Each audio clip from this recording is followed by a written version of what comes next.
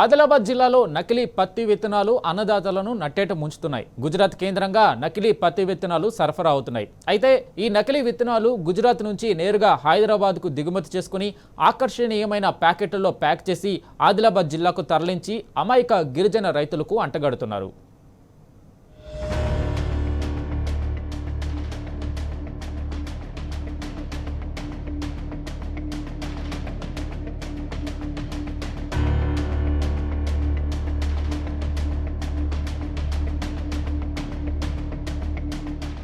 నిషేధిత నకిలీ పత్తి విత్తనాలు రాష్ట్రంలోకి ప్రవేశించాయి.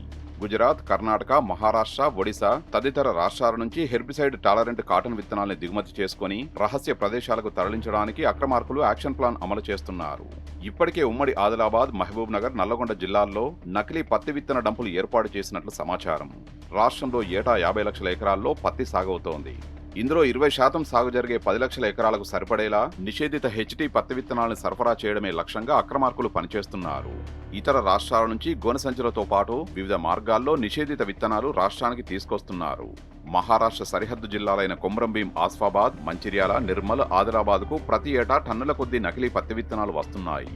కర్ణాటక సరిహద్దులో ఉన్న నారాయణపేట, జోగులాంబ గద్వాల, నాగర్ కర్నూల్, మహబూబ్ నగర్, వనపర్తి జిల్లాల్లో నిషేధిత పత్తి విత్తనాల డంపులు ఏర్పాటు చేస్తున్నారు. ఉమ్మడి నల్లగొండ, కరీంనగర్, వరంగల్ జిల్లాల్లో మారుమూల ప్రాంతాల్లో కొంతమేరకు హెచ్డీ కాటన్ విత్తనాలు నిల్వ చేస్తున్నారు. తనిఖీలు లేకపోవడంతో అనుకున్న చోటికి తరలిస్తున్నారు. నగర శివారుల్లోని మేడ్చల్, శంషాబాద్, ఘట్కేసర్, కొంపల్లి తదితర ప్రాంతాల్లో నకిలీ పత్తి విత్తనాల నిల్వలు భారీగా ఉన్నట్లు సమాచారం.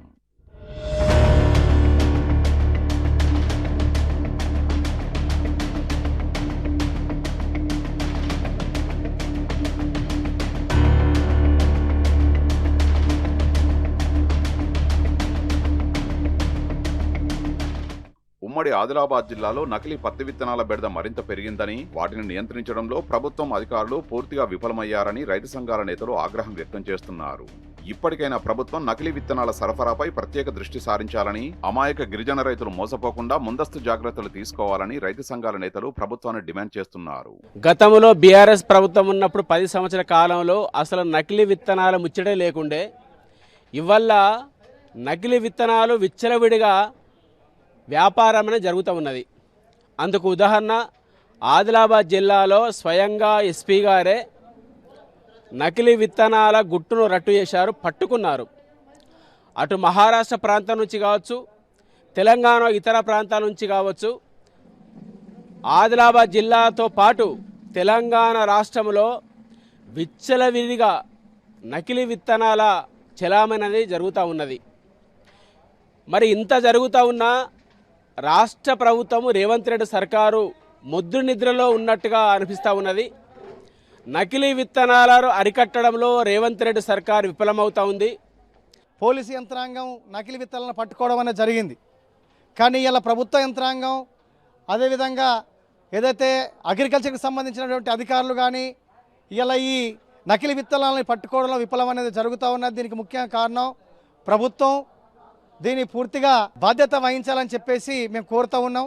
గుజరాత్ ప్రధాన కేంద్రంగా నకిలీ పత్తి విత్తనాలతో రైతుల్ని మోసగిస్తున్న ముఠా రాకెట్ను ఆదిలాబాద్ పోలీసులు ఛేదించారు.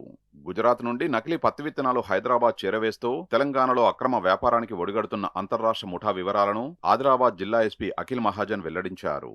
అమాయక రైతుల బలహీనతల్ని ఆసరాగా చేసుకుని గుజరాత్ కేంద్రంగా నకిలీ పత్తి విత్తనాలు చేరవేస్తున్నారని అన్నారు. గుజరాత్ నుంచి A5 నుంచి గిరీష్ పటేల్ నుంచి అతను గుజరాత్ చెందిన అతను, అక్కడి నుంచి ఇట్లయిన సీడ్ ప్యాకెట్స్ ట్రాన్స్పోర్ట్ డిపార్ట్మెంట్ నుంచి ఇతను రమ్మని చెప్తున్నారు.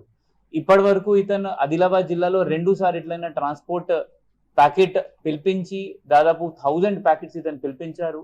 ఆ 1000 ప్యాకెట్స్ లో దాదాపు మన 792 ప్యాకెట్స్ దొరికినాయి. మీరు అస్సలు ఈ BT3 కాటన్ సీడ్స్ వాడుకోకండి.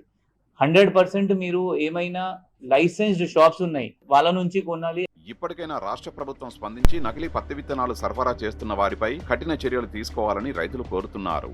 ఈ అక్రమ వ్యాపారం చేస్తున్న వారి ఆట కట్టించాలని సర్కారును డిమాండ్ చేస్తున్నారు.